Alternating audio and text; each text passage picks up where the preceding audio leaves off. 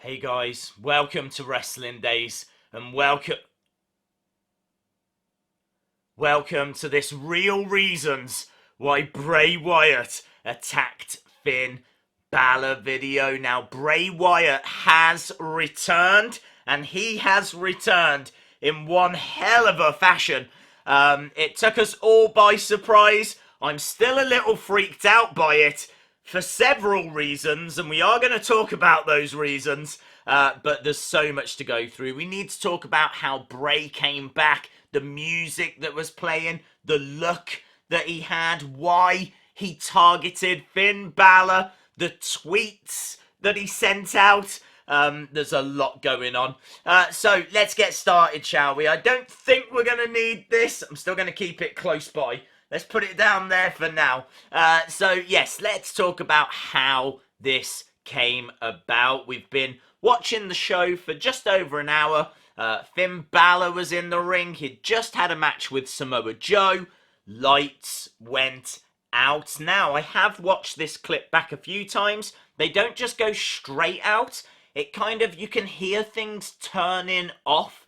You can hear the music, Finn Balor's music, like slowing down. It doesn't just end. Like, his music slows right down. You can hear like the sound of clicking and different things being switched off, different lights going off. The way that it all shut down was absolutely incredible. I'm not sure I've ever seen that before, actually. Normally, when you get someone like The Undertaker or someone like that, it just all goes off. This was like shut down. It was as if the Fiend, it was as if Bray Wyatt, maybe even the puppets were shutting everything down one by one. Then, like, you could hear a commotion in the ring.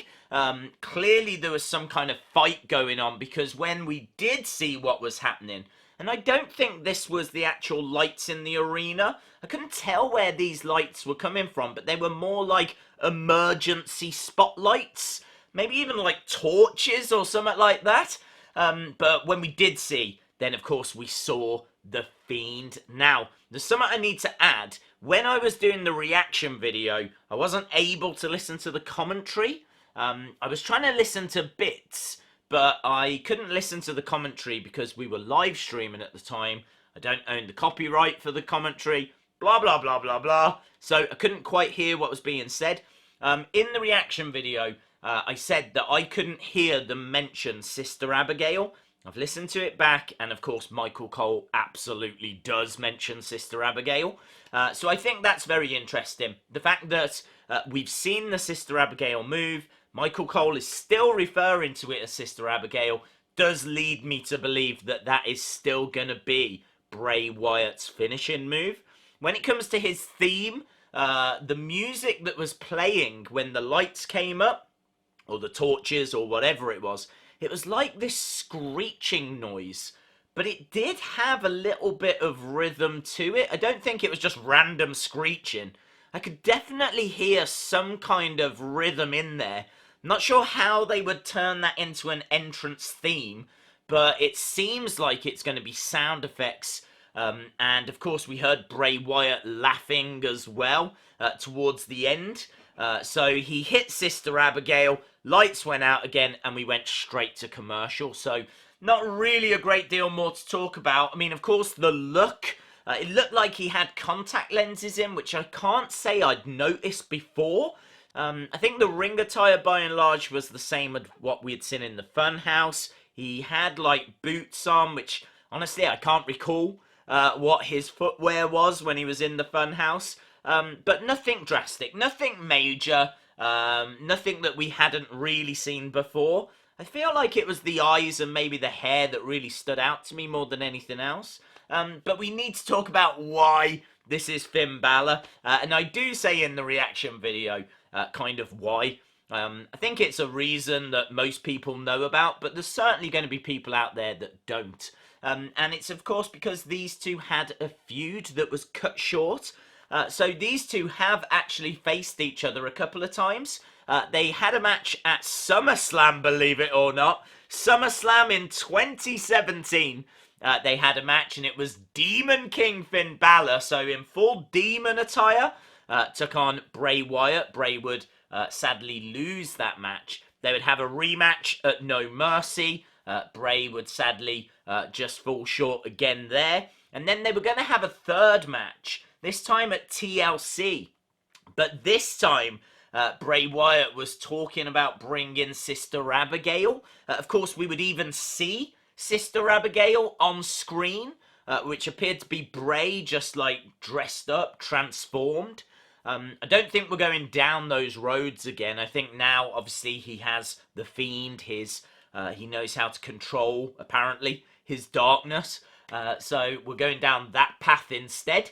So, yeah, it seems like there's unfinished business because that TLC match never happened. Bray Wyatt actually fell sick.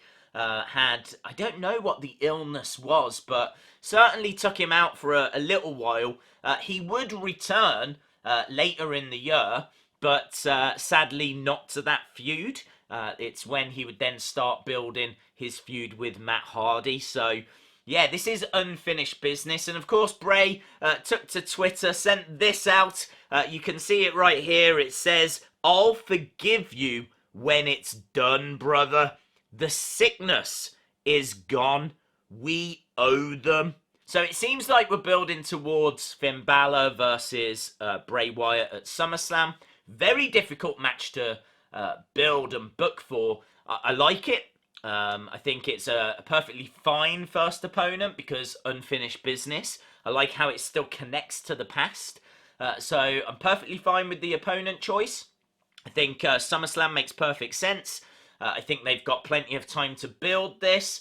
There's been a lot of stories doing the rounds that Finn Balor wants to take some time away, wants to take a couple of months off. That was heavily reported over the past few days. So I expect Bray to win this match, and then I expect Finn Balor to go away for a while. That's gonna send a real statement out there, you know, that if you lose to Bray Wyatt, not only do you lose, but, well, apparently you go away for a while. So they can tie all of that into this storyline. So there's loads going on, loads that's connected to this, and I am definitely here for it. I am lapping it up, as I know you are as well. I mean, Twitter just exploded, absolutely exploded. People had been waiting and waiting and waiting, and man, that moment, it's honestly one of the best wrestling moments I've ever seen. And right now I don't think I'll find too many people that disagree.